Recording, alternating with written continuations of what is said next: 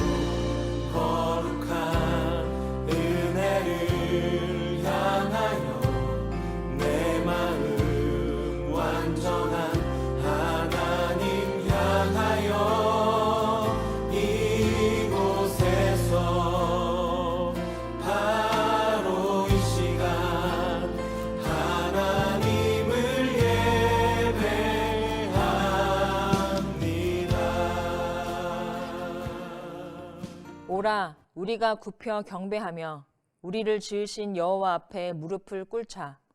그는 우리의 하나님이시요 우리는 그가 기르시는 백성이며 그의 손이 돌보시는 양이기 때문이라. 만물의 처음과 마지막을 주관하시는 전능하신 하나님을 찬양합니다.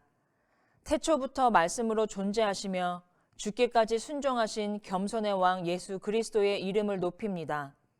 언제나 우리와 함께 하시는 성령 하나님, 예배하는 이 시간 주님의 몸된 교회들에 임재해 주셔서 영과 진리로 예배하게 하옵소서.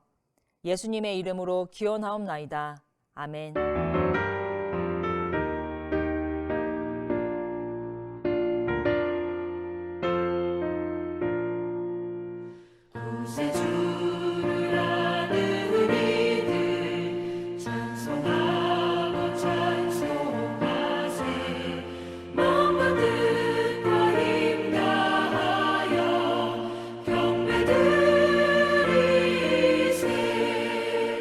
주를 알지 못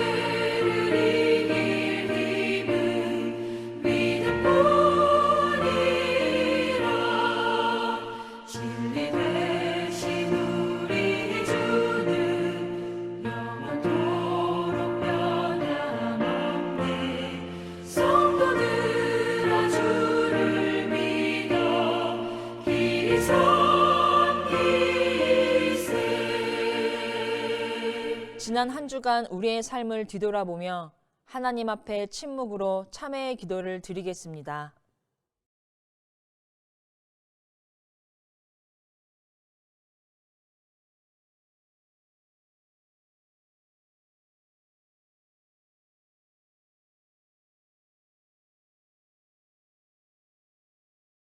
하나님께서 주시는 사죄의 말씀입니다. 주는 선하사 사죄하기를 즐거워하시며 주께 부르짖는 자에게 인자함이 후하심이니이다. 아멘. 나는 전능하신 아버지 하나님 천지의 창조주를 믿습니다. 나는 그의 유일하신 아들 우리 주 예수 그리스도를 믿습니다. 그는 성령으로 잉태되어 동정녀 마리아에게서 나시고 본디오 빌라도에게 고난을 받아 십자가에 못 박혀 죽으시고 장사된 지 사흘 만에 죽은 자 가운데서 다시 살아나셨으며 하늘에 오르시어 전능하신 아버지 하나님 우편에 앉아 계시다가 거기로부터 살아있는 자와 죽은 자를 심판하러 오십니다. 나는 성령을 믿으며 거룩한 공교회와 성도의 교제와 죄를 용서받는 것과 몸의 부활과 영생을 믿습니다. 아멘.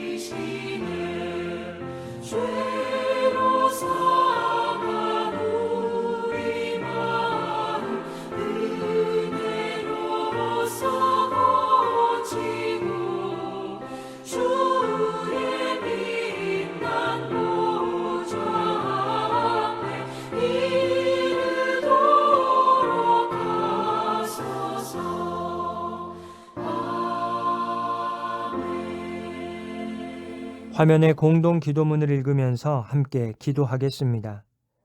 우리를 구하시고자 낮고 천한 이 땅에 인간의 몸을 입고 내려오신 하나님, 대림절의 세 번째 주일을 맞아 하나님 앞에 예배 드립니다. 이 시간 우리의 예배가 성육신의 은혜에 감사드리며 구원의 은혜에 찬송과 영광을 올려드리는 참된 예배, 하나님 기뻐 받으시는 예배가 되게 하여 주옵소서. 우리의 예배 가운데 하나님께서 친히 임재하여 주셔서 예배를 통해 하나님과 만나 교제하게 하시고 하나님 아버지의 이름만을 거룩히 여기게 하여 주시며 온 마음과 정성을 다해 하나님의 이름만을 높여드리게 하옵소서. 대림절의 절기가 깊어가는 가운데 다시 오실 주님을 기다리는 우리의 믿음도 깊어가기를 소망합니다. 이 대림절의 기간 하나님과 멀어지게 만드는 불의와 교만과 허물을 회개하게 하옵소서. 우리를 구하기 위해 성육하셔서 십자가 대속의 사역을 이루시고 죄와 사망의 권세를 깨뜨리신 예수 그리스도의 복음을 올바로 이해하고 온전히 믿는 신앙을 회복하게 하옵소서.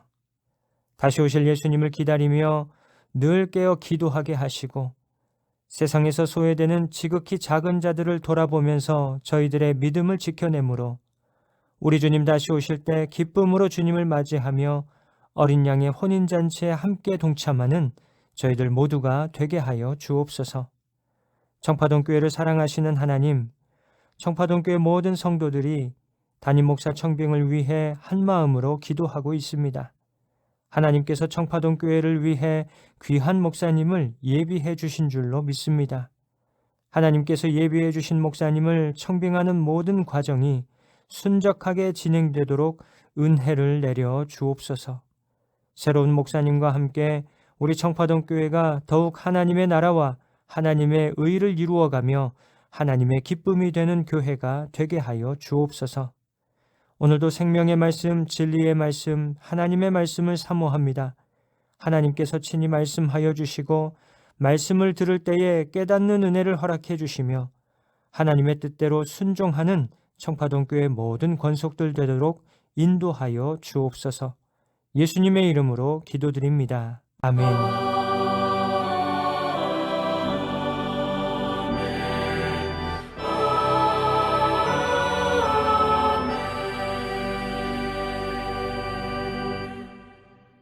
이 시간 우리에게 주신 하나님의 말씀은 신약의 말씀 요한계시록 22장 6절에서 13절까지의 말씀입니다.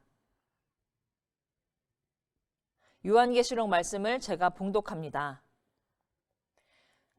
또 그가 내게 말하기를 이 말은 신실하고 참된지라 주 곧 선지자들의 영의 하나님이 그의 종들에게 반드시 속히 되어질 일을 보이시려고 그의 천사를 보내셨도다. 보라, 내가 속히 오리니 이 두루마리의 예언의 말씀을 지키는 자는 복이 있으리라 하더라. 이것들을 보고 들은 자는 나 요한이니 내가 듣고 볼 때에 이 일을 내게 보이던 천사의 발 앞에 경배하려고 엎드렸더니 그가 내게 말하기를 나는 너와 내 형제 선지자들과 또 이 두루마리의 말을 지키는 자들과 함께 된 종이니 그리하지 말고 하나님께 경배하라 하더라. 또 내게 말하되 이 두루마리의 예언의 말씀을 임봉하지 말라. 때가 가까우니라. 불의를 행하는 자는 그대로 불의를 행하고 더러운 자는 그대로 더럽고 의로운 자는 그대로 의를 행하고 거룩한 자는 그대로 거룩하게 하라. 보라, 내가 속히 오리니 내가 줄 상이 내게 있어 각 사람에게 그가 행한 대로 갚아주리라. 나는 알파와 오메가요 처음과 마지막이요 시작과 마침이라. 아멘. 오늘 본문에는 보라, 내가 속히 올 것이다 하는 말씀이 반복되고 있습니다. 하나님의 아들 예수 그리스도, 우리 주님께서 곧 오시겠다는 말씀인데요. 하나님 보좌 우편에 앉아 계시는 주님께서 이 땅에 다시 오시는 이유는 왕의 자리를 탈환하기 위함입니다. 예수님의 다시 오심에는 왕의 귀환이라는 의미가 담겨 있는데요. 왜 그런가 하면 이 땅에 주인이 엄연히 따로 있는데 지금 주인이 아닌 자들이 주인 노릇을 하고 있거든요. 이런 역사에 개입하셔서 이 무너진 질서를 정리하시고 누가 진정한 왕인지 보여주러 우리 주님은 다시 오십니다. 이런 목적을 가지고 주님께서 다시 오시는 날은 그래서 우리 인간들에게는 심판의 날이 됩니다. 이 심판의 날은 주님께서 다시 오시기를 기다리는 자들에게는 복된 날이고 주님이 영원히 오지 않길 바라는 자들에게는 두려운 날인데요. 먼저 왕의 귀환을 기다리는 사람들은 누구일까요? 우선 누가 진정한 왕인지를 아는 사람들입니다. 만물을 창조하신 분, 모든 것의 주인이신 그분께서 반드시 귀환하셔서 어그러진 이 땅의 질서를 회복하실 것을 믿는 자들은 심판의 날을 손꼽아 기다리게 됩니다. 반대로 그날이 오지 않기를 바라는 자들은 이 땅에 자신들의 왕국을 세우고 그 안에서 왕노릇하며 살고 있는 자들일 것입니다. 그들에게 심판의 날은 주인의 날을 몰래 꿰차고 자기가 주인인 척했던 만행이 낱낱이 드러나는 수치의 날입니다. 오늘 본문은 그날이 멀지 않았다고 반드시 속히 온다는 것을 강조하고 있는데요. 요한계시록 22장은 계시록 전체를 마무리 짓는 결론이기도 하지만 좀 더 크게 보면 신구약 전체를 정리하는 핵심 메시지가 담겨 있는 장이기도 합니다. 맨 마지막 절을 보시면요. 이것들을 증언하신 이가 이르시되 내가 진실로 속히 오리라 하시거늘 아멘 주 예수여 오시옵소서. 주 예수의 은혜가 모든 자들에게 있을지어다. 아멘. 성경은 이렇게 마무리됩니다. 이것은 주님을 믿는 성도들은 이 땅에서 곧 다시 오실 주님을 기다리며 살아야 함을 말하는 것인데요. 자, 그렇다면 어떻게 사는 것이 다시 오실 예수 그리스도를 기다리는 종말론적 긴장감을 가지고 사는 것일까요? 이런 모습일까요?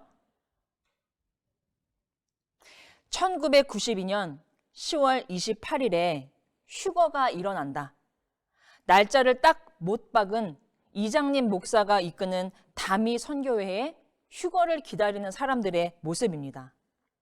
다미는 다가올 미래를 준비하는 자들이라는 뜻입니다. 이 당시 예수님께서 곧 다시 오실 것이고 예수를 믿는 자들은 공중으로 들어 올려지는 휴거가 있을 것이라는 말에 속아서 많은 어른들은 회사를 그만두고 퇴직금을 이곳에 갖다 바쳤고요. 공부하기 싫어하던 아이들은 자퇴서를 내고 이 선교단체 안으로 들어갔습니다. 그렇게 일상의 삶을 다 내던지고 이렇게 흰옷을 입고 마포의 한 건물에 모여 92년 10월 28일에 오실 주님을 맞이할 준비를 하고 있다가 온 세상의 조롱거리가 됐던 사건입니다.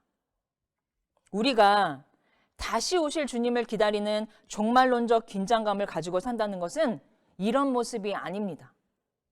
집 팔고 회사 그만두고 학업을 포기하고 어느 한 곳에 우르르 모여 흰옷 입고 예배만 드리고 기도만 하며 주님을 기다리는 것, 그런 것은 현실 도피입니다. 악한 영은 잘못된 종말론을 이용해서 자신에게 주어진 현실을 하루하루 성실히 살아내고 있는 사람들이 현실을 도피하도록 미혹합니다. 병든 교회인가 건강한 교회인가를 가늠하는 여러 기준 중에 하나가 바로 이것입니다. 병든 교회는 성도들에게 괜히 겁을 줍니다. 미래에 대한 두려움을 심어줍니다. 그래서 지금 여기 하나님께서 나를 데려다 놓으신 자리를 버리고 우리 교회, 우리 목사님에게 목을 매게 만듭니다.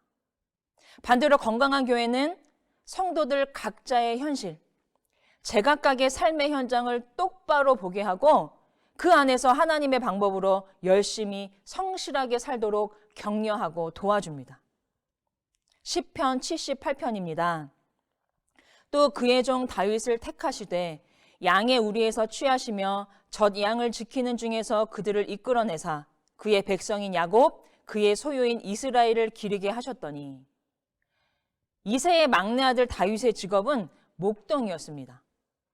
어느 날 하나님께서 다윗을 자신의 일꾼으로 부르시는데 오늘 본문을 보면 언제 부르셨나요? 바로 그가 양의 우리에 있을 때, 그가 양들을 지키고 있을 때 하나님께서 다윗을 부르십니다. 이것은 자기에게 맡겨진 일을 성실하게 감당하고 있는 그 현장에 하나님의 은혜가 임한다는 것입니다. 이것은 오늘 우리들에게도 동일하게 적용됩니다. 종말론적 긴장감을 가지고 산다는 것은 오늘 나에게 맡겨진 삶의 현장에서 내가 할 수 있는 최선을 다하며 하루하루 살아가는 것입니다.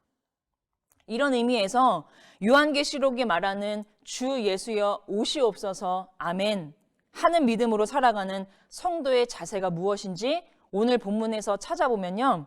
첫째, 7절입니다. 보라, 내가 속히 오리니 이 두루마리의 예언의 말씀을 지키는 자는 복이 있으리라. 다시 오실 주님을 기다리는 사람은 이 성경에 기록된 하나님의 말씀을 듣고 지키는 삶의 태도를 가져야 한다는 것입니다.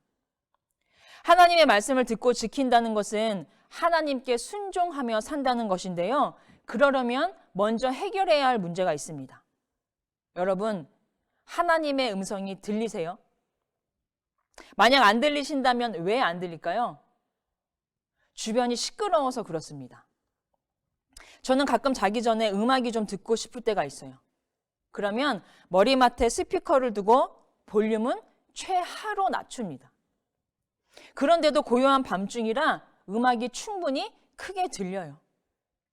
하지만 우리 외출할 때 듣는 음악의 볼륨은 어떤가요? 거의 최대치로 높여도 특히 지하철을 타면 그 빠른 속도로 달리는 전철 소음 때문에 음악 소리가 잘 들리지 않습니다. 우리들의 영적인 상태는 대부분 후자에 가까울 것입니다. 이런 맥락에서 우리가 너무 바쁘게 사는 것, 아무리 하나님의 일일지라도 이 일, 저 일 도맡아서 정신없이 사는 것은 그리 좋은 삶이 아닐지도 모릅니다. 하나님의 생명, 하나님의 숨을 나누어 받은 우리는 하나님과 함께 한숨 돌리는 시간이 필요합니다. 쉽게 말해서 우리에게는 하나님께 집중하는 고요한 시간이 필요한데요. 말씀을 읽는 시간, 말씀을 묵상하는 시간, 이렇게 함께 모여 듣는 시간, 그리고 구역으로 흩어져서 오늘 받은 은혜를 서로 나누며 더욱 풍성하게 만드는 시간이 꼭 필요합니다. 이것이 성경이 보여주는 종말론적 긴장감을 가진 사람의 삶입니다. 둘째는 8, 9절입니다. 나 요한이 듣고 볼 때에 이 일을 내게 보이던 천사의 발 앞에 경배하려고 엎드렸더니 그가 내게 말하기를 나는 너와 내 형제 선지자들과 또 이 두루마리의 말을 지키는 자들과 함께 된 종이니 그리하지 말고 하나님께 경배하라 하더라. 본문에서 요한은 자기를 데리고 다니면서 하늘과 땅에서 일어날 일들을 들려주고 보여준 천사를 경배하는 실수를 할 뻔합니다. 보통 사람들은 누가 나를 축혀 세워주면, 막 높여주면 좋아합니다. 하지만 천사는 요한을 얼른 제지하죠. 그리고선 우리 하나님의 백성들은 오직 하나님만 경배해야 한다는 것을 상기시켜 주는데요. 그렇다면 무엇이 하나님을 경배하는 태도일까요? 마가복음 6장을 보시면 예수님께서 제자들을 데리고 도망치듯 자리를 떠나시는 장면이 있습니다.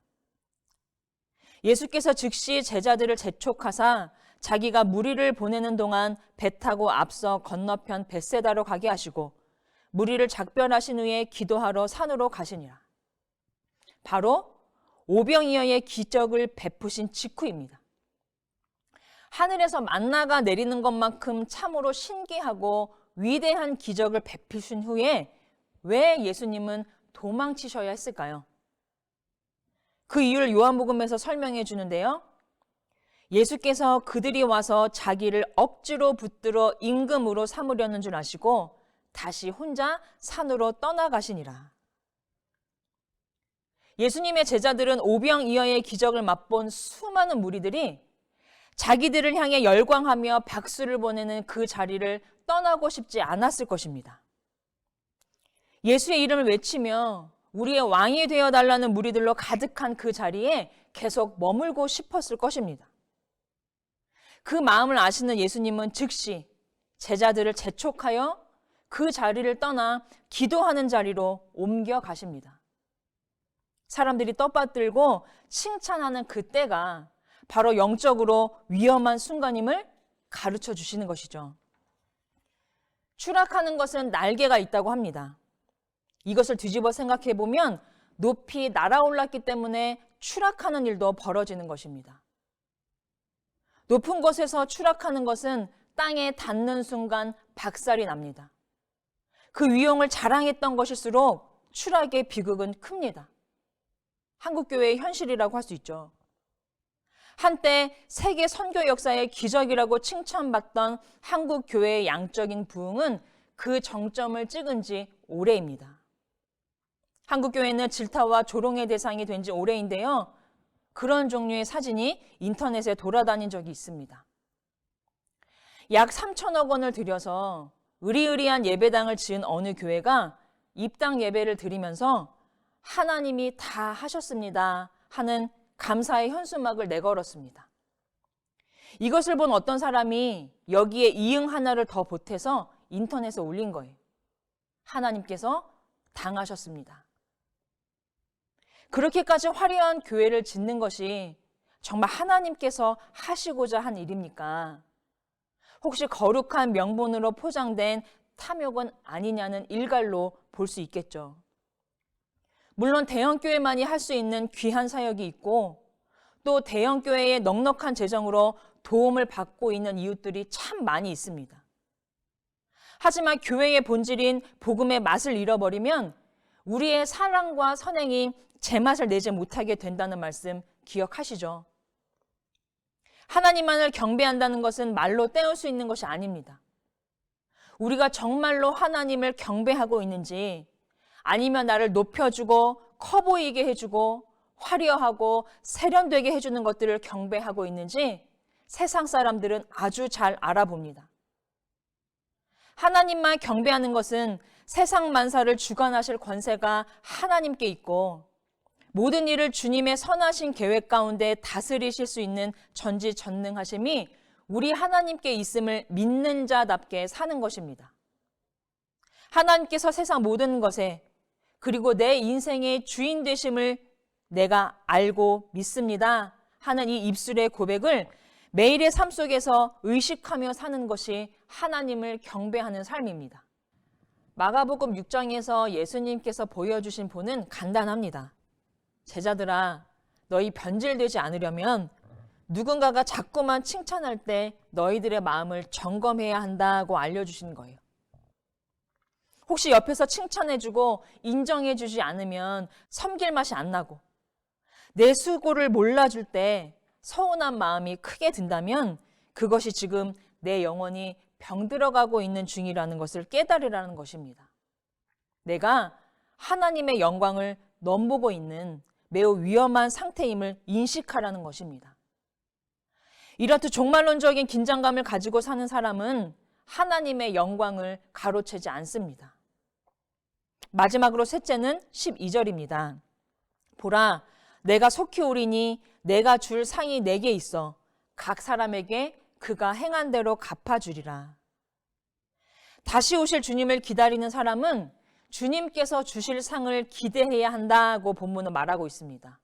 그런데 여러분, 하나님께서 주신다는 상을 이 세상이 1등에게 주는 상으로 생각하지 마시기 바랍니다. 하나님께서 1등에게만 상을 주신다면 하나님 나라가 지금 우리가 사는 곳이랑 똑같잖아요. 하나님 나라에서도 성과를 많이 낸 만큼 기여도에 따라서 등급을 나누어 상을 주신다고 하면 우리가 하나님 나라에 가서도 경쟁하고 비교하며 산다는 것인데, 성경이 말하는 상급을 기대하라는 것은 그런 상이 아닐 것입니다. 제가 시 하나 읽어드리겠습니다. 쓸모없는 바위에 앉으니 의자가 되었다. 쓸모없는 벽에 기대니 위로가 되었다. 이처럼 세상엔 쓸모없는 건 없었다. 아직 쓰여지지 않은 것만 있을 뿐. 제목, 아직 쓰여지지 않은 너에게. 우리 성도님들 모두 하나님께 쓰임받는 인생을 살고 싶으실 텐데요. 물론 하나님께서는 아무나 쓰시진 않습니다. 준비가 되어 있어야 해요. 그러면 준비된다는 게 뭘까요? 쉽습니다. 제가 하겠습니다. 제가 해볼게요. 하며 주 앞에 손 들고 나오는 사람을 주님께서 점점 준비시키십니다. 그리스도 예수를 머리로 아는 이 교회가 선한 일을 함께 하자는 요청에 네 하는 것이 우리를 하나님께서 사용하시도록 준비하는 것입니다. 혹시 나는 별로 쓸모가 없는 존재라고 생각하는 분들 계신가요? 세상에 쓸모가 없는 사람은 없습니다. 뭐라도 나의 쓸모를 찾아내서 하나님 나라에 기여하는 삶을 사시길 바랍니다. 그것이 교회 공동체든 직장이든 가정이든, 시간을 내는 것으로든 몸으로 섬기는 것이든 마음을 내어주는 것으로든 안 하던 뭐라도 시작해 보시기 바랍니다. 그가 행한 대로 갚아주리라. 하나님은 우리에게 벌 주시려고 쏘아보고 계신 분이 아닙니다. 상 주고 싶으셔서 이 친구가 뭐라도 하기 시작하면 내가 도와줘야지, 누구를 붙여줘야지, 이런 기쁨을 누리게 해줘야지. 하나님은 상 들고 기다리고 계십니다. 주님께서 반드시 다시 오심을 믿는 성도들은 이렇게 주님께서 주실 상을 기대하며 살아야 합니다. 우리 인생이 끝나는 날, 우리를 맞아주실 그 주님을 생각하시면서 오늘도 각자에게 맡겨진 일상에서 하나님의 말씀에 귀를 기울이고 작은 일로 부르시는 하나님께 네, 제가 할게요 대답하며 나아가는 저와 여러분의 한 주간이 되기를 바랍니다. 기도하겠습니다. 모든 것의 주인이신 주님, 오늘 우리 교회에 하나님의 말씀을 들려주시니 참 감사합니다. 분주한 일상을 멈추고 주님 전에 모여 주님의 뜻에 귀 기울이게 하신 은혜에 감사를 드립니다. 하나님께 영광을 올려드리는 삶 살고 싶습니다. 내 목표를 이루고 내 자랑하기 멋쩍어서 하나님이 다 하셨다고 포장하는 그런 고백이 아니라 말하지 않아도 하나님의 살아계심과 역사하심이 드러나는 그런 복되고 귀한 삶을 살게 하옵소서. 우리의 처음이 되셨고 마지막까지 신실하게 이끌어 가실 주님을 기대합니다. 그 주님께 소망을 품고 다시 오실 주님을 기다리는 충성된 성도로서의 삶을 살아가게 하옵소서. 예수님의 이름으로 기도합니다. 아멘.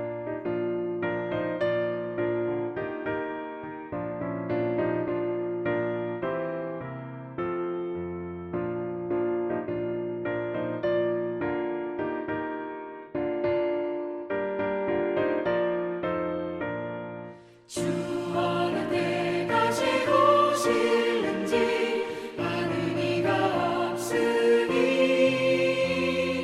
등 밝히고 너는 깨어있어 주를 반겨 맞으라. 주 안에서 우리 몸과 마음이 깨끗하게 되어서 주 예수님 다시 오실 때에 모두 기쁨으로 맞으라. 주 오늘에 다시 오신다면 부끄러움 없을까? 살아였다 주님 칭찬하면 우리 맞아 주실까? 주 안에서 우리 몸과 마음이 깨끗하게 되어서 주 예수님 다시 오실 때에 모두 기쁨으로 맞으라.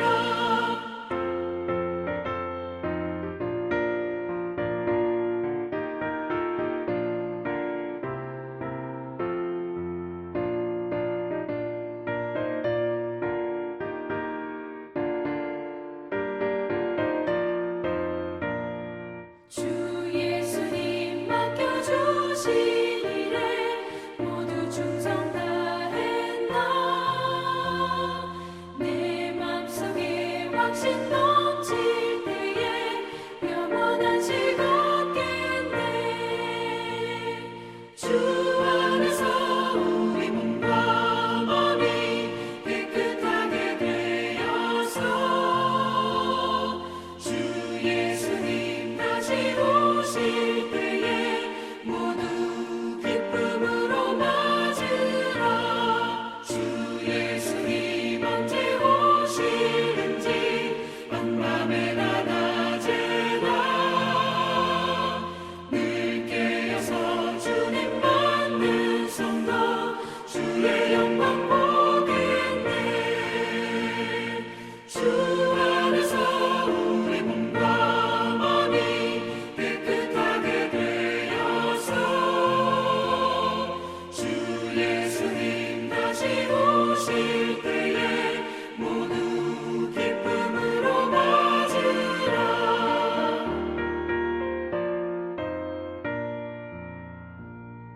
이제는 우리 주 예수 그리스도의 은혜와 하나님 아버지의 크신 사랑과 성령의 교통하심이 종말론적인 긴장감을 가지고 하루하루 주님께서 나를 쓰시도록 우리의 마음과 시간과 열정을 내어드리기로 다짐하는 우리 모든 성도들의 머리 위에와 일터와 가정 위에 영원히 함께 하시기를 간절히 축원하옵나이다.